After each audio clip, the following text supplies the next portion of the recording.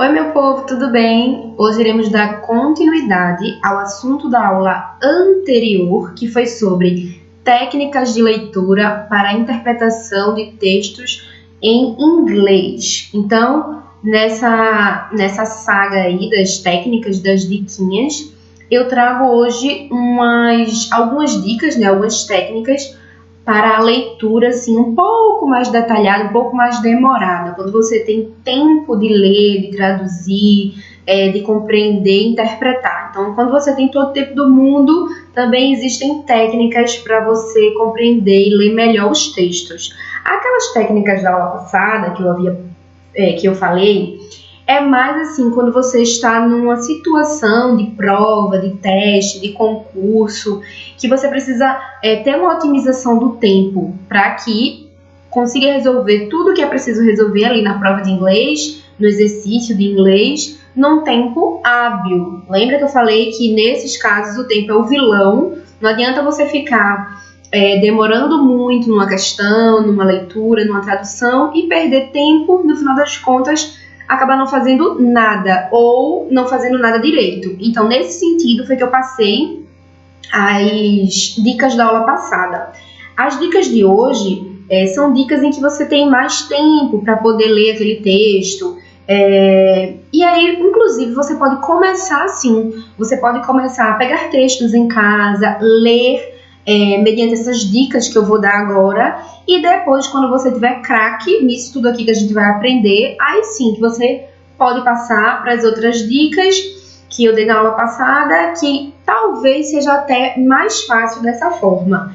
Quem, depois de tudo que eu falar aqui, achar que não, as outras dicas de tudo também não são inválidas para momentos em que você também tem muito tempo para estudar o texto. Com certeza, as dicas da aula passada são dicas assim mais objetivas, mais rápidas, mas que no final das contas alcança também o objetivo esperado, que é conseguir resolver as questões, conseguir reconstruir o significado do texto, beleza? Sem mais enrolações, vamos começar a aula de hoje. Então, vê bem, hoje eu trouxe mais 3 técnicas para vocês de leitura, para ajudar aí na leitura, compreensão e interpretação textual. Lembrando que existe uma diferença entre compreensão e interpretação. Compreensão, você vai tentar entender sobre o que o texto fala, qual é a ideia central do texto e as ideias secundárias, qual é a opinião do autor sobre o determinado assunto que aborda. A interpretação já é assim, vamos dizer que a compreensão textual ela fica dentro das linhas do texto e a interpretação ela extrapola essas linhas do texto. Vai entrar aí na interpretação textual as suas visões de mundo, a sua opinião. Claro que você vai tentar reconstruir os significados do texto, mas essa reconstrução acaba sendo reconstruída, refeita com o seu olhar também. Acaba não sendo uma leitura pura e simplesmente objetiva. Você vai colocando o seu olhar ali dentro daquela avaliação, né? Você vai inferir muitas coisas, porque nenhum texto é hiper completo, super completo. Tem muitas coisas que você entende do texto porque você resgata da leitura de outros textos anteriores. Então, essa parte, essa questão é muito importante. A gente vai ver isso agora nessa primeira técnica, que é chamada de assumption. Assumption significa suposição.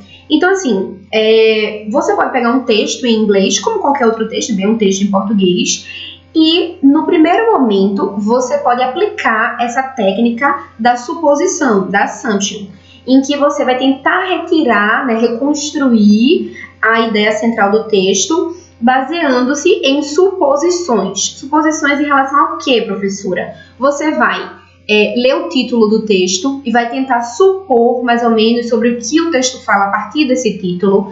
Se o texto tem também imagens, você vai avaliar aquelas imagens, as cores que a imagem carrega, as letras, o tamanho, o formato, tudo isso influencia, vocês devem saber, tudo isso influencia para a reconstrução do significado de um texto. Então, é nessa parte da suposição que você justamente vai fazer suposições sobre o que cada coisinha dessa pode significar dentro do texto ou ajudar a significar, né, o tema, o assunto abordado. Então, título do texto, cores, letras, formas, tudo isso pode ser visto previamente, né, e você tenta aí interpretar, certo? Você vai lendo os sinais. Cada coisinha dessa é um sinal que o texto, como se fosse assim, vai mandando para você para te ajudar a compreender o seu significado, ok? É nessa parte que a gente vai utilizar o conhecimento prévio de vocês, o conhecimento de mundo.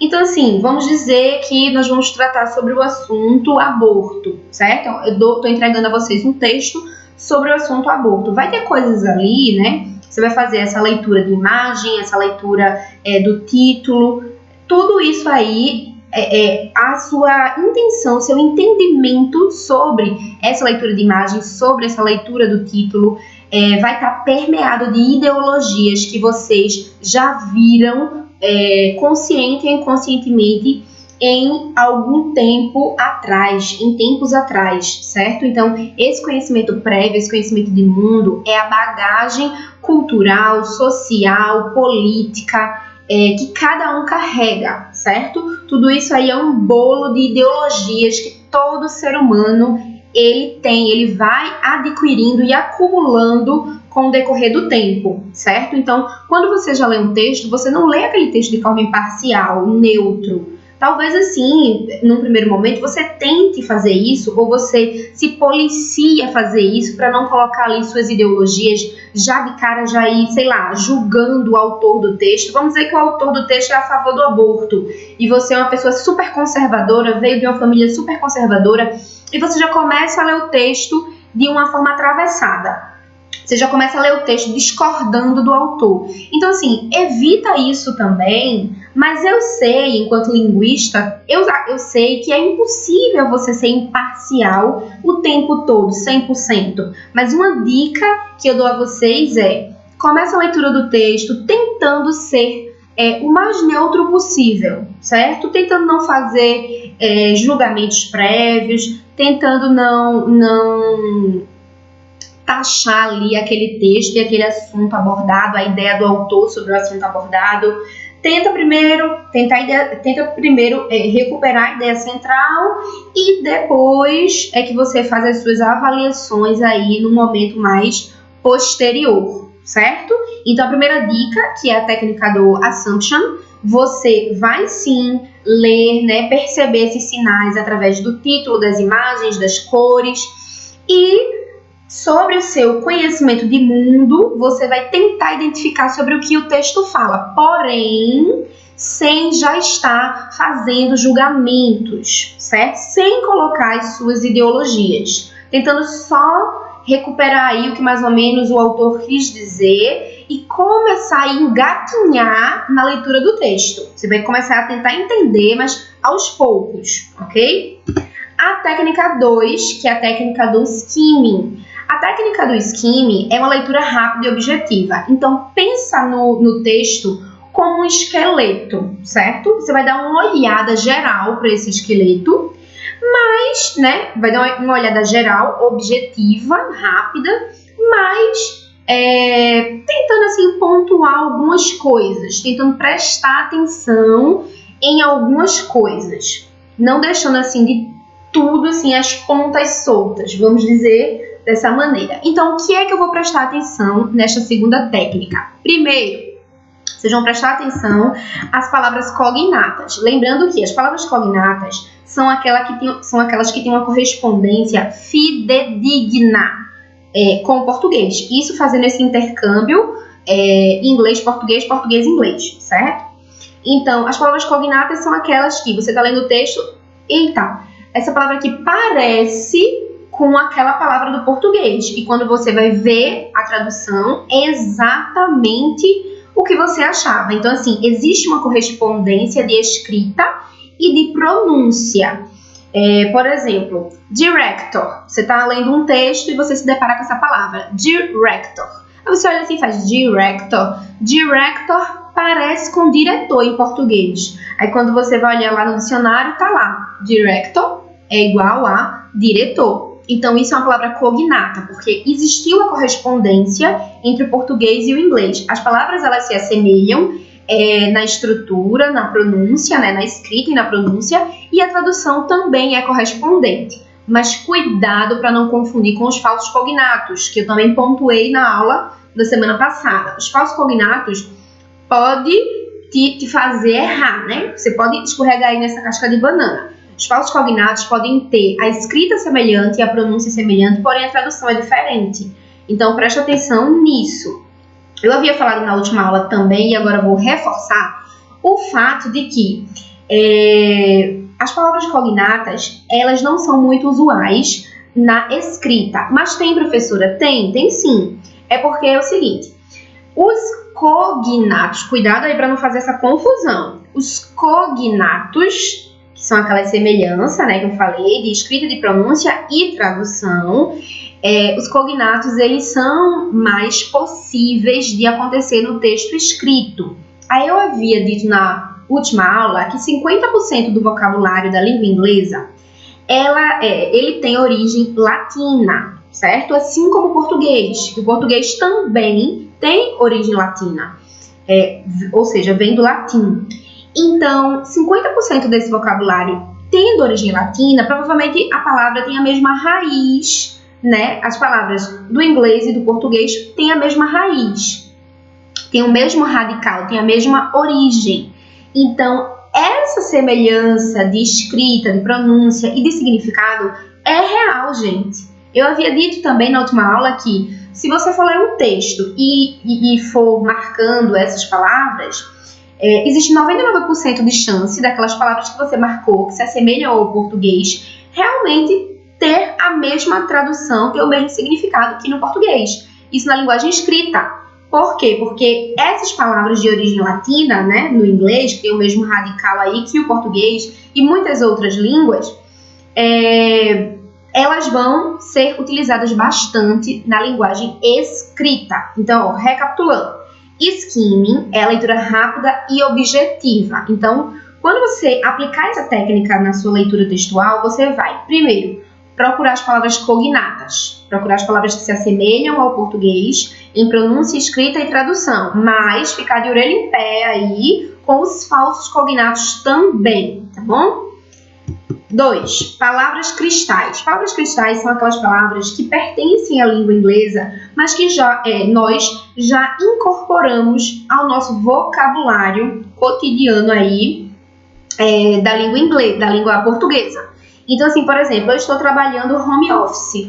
Então, caiu no gosto popular utilizar esse termo home office para dizer que eu estou trabalhando em casa. Então, essas são as chamadas palavras cristais. Sanduíche, a gente tem o costume de dizer, vou ali comer um sanduíche, vou ali comer um hambúrguer. Então, essas palavras são palavras que usamos no nosso cotidiano, mas que não pertencem à língua portuguesa, mas sim à língua inglesa, certo?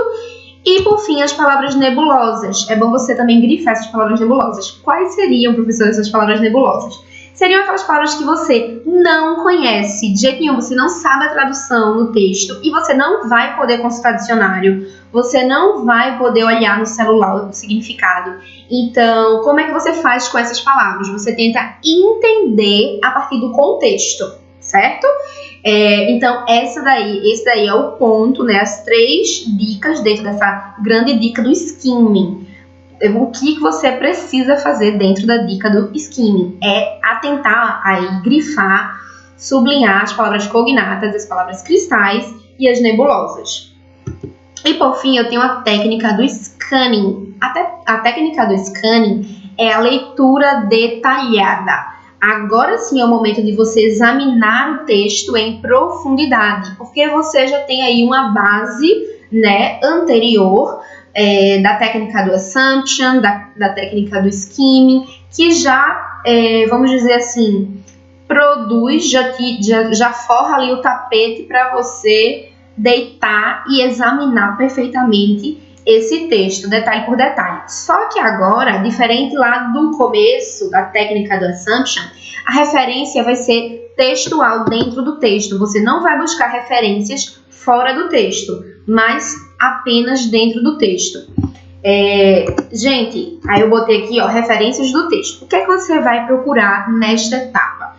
Você vai procurar o nome do autor, a data, você vai procurar referências numéricas, se tem números no texto, se tem estatística, o que esses números dizem dentro do texto. Então, de fato, a partir da aplicação dessas 3 técnicas, você está pronto e você está pronta para interpretar esse texto. Então, toda essa parte que eu falei foi apenas para ler e compreender o texto. A partir dessa terceira técnica é que você vai interpretá-lo, certo? E aí sim, você, com todo o conhecimento, com toda a construção, né, de conhecimento desse texto, agora você vai organizar esses significados todos. Aí, vejam bem, eu trouxe aqui um textinho para a gente avaliar rapidamente.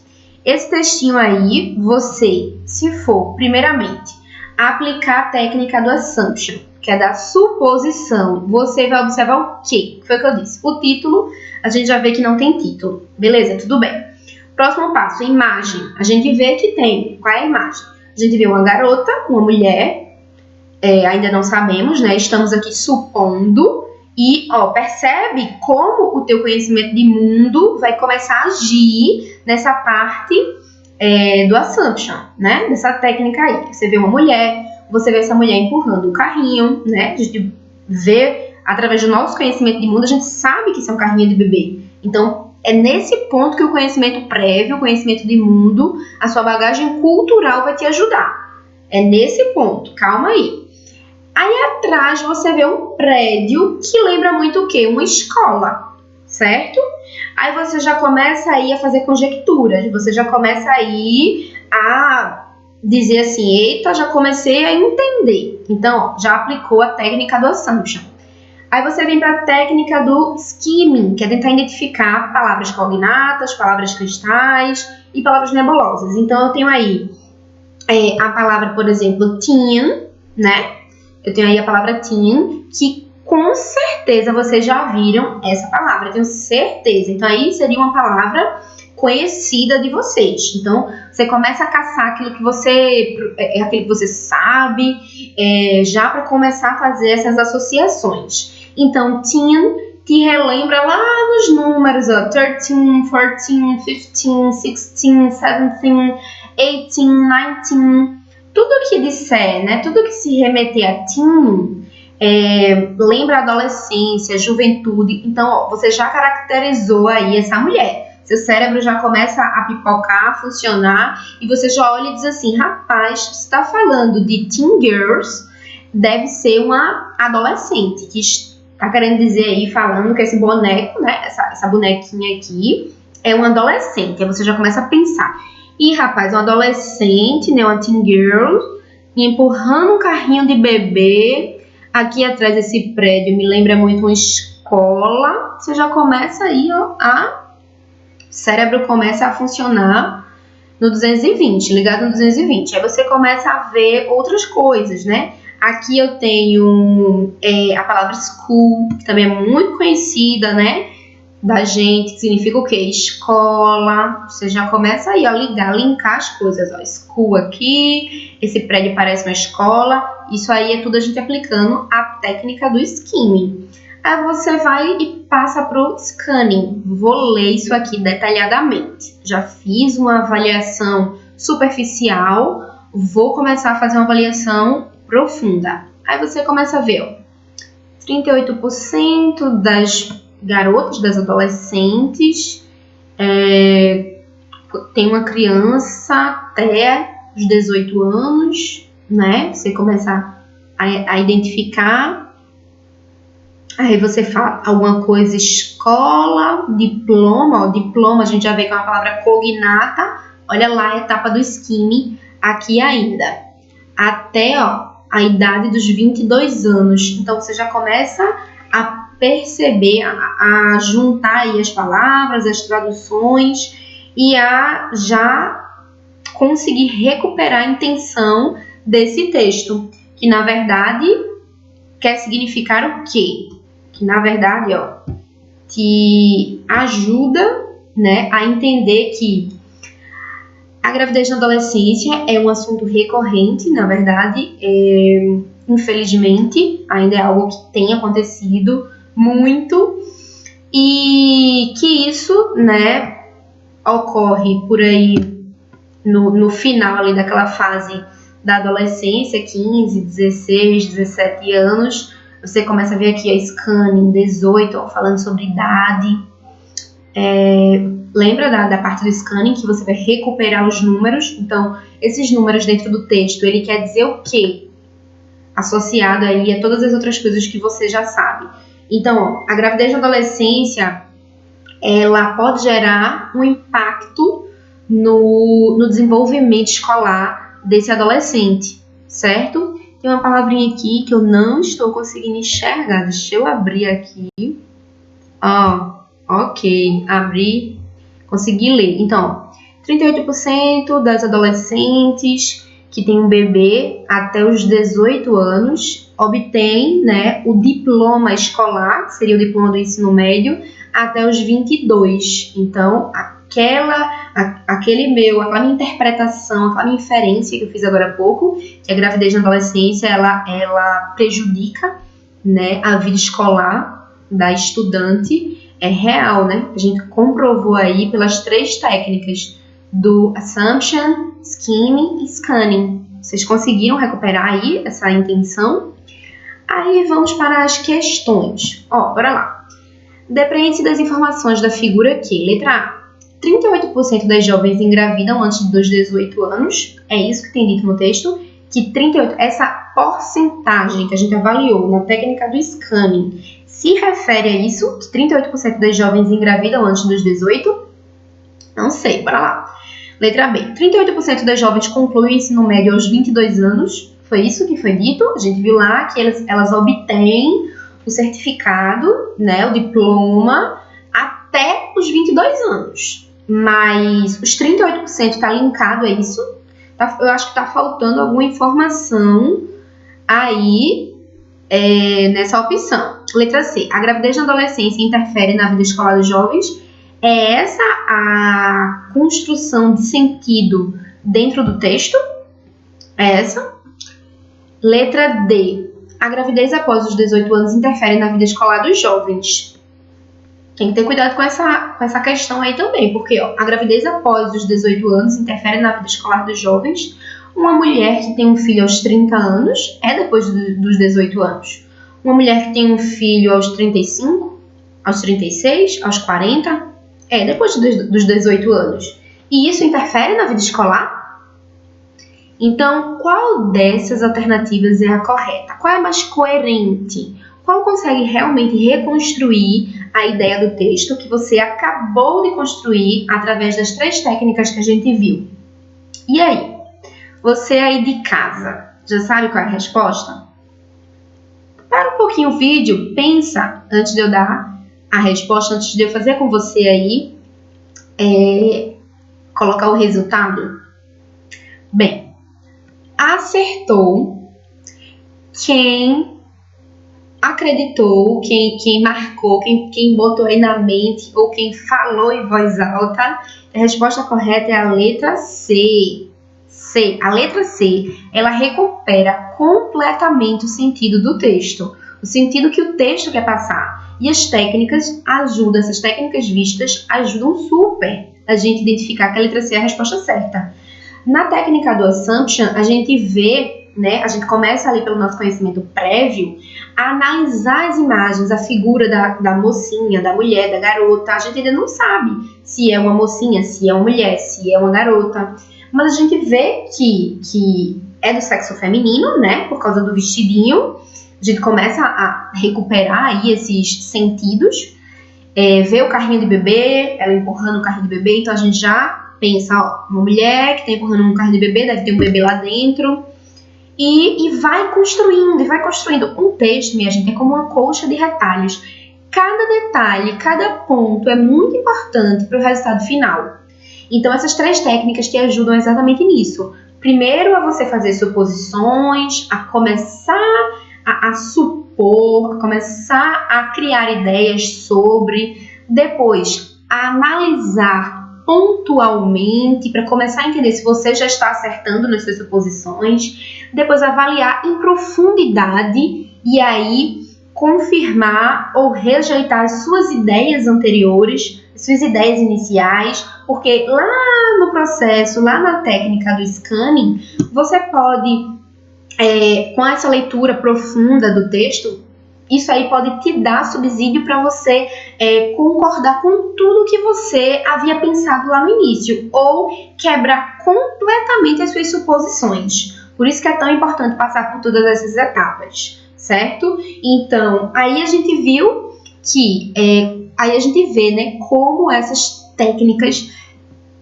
são tão importantes. É algo simples, que obviamente eu fiz aqui muito detalhadamente, mas na hora da leitura textual, cai no automático, você faz isso rapidamente, muitas vezes, como eu disse, inconscientemente, e consegue interpretar perfeitamente o texto. Se você não passa, né, se você não tem o costume de passar por essas etapas, de avaliar o texto profundamente e acaba fazendo uma leitura muito superficial, muito rasa, todas as vezes que você vai ler um texto, você corre o risco, sim, de errar fatalmente na interpretação. E aí, se for uma questão de prova ou de concurso ou de coisa semelhante, você acaba levando a pior, não é verdade? Gente, para finalizar, que o vídeo já acabou ficando muito extenso, mas eu não queria dividir essa aula em mais uma.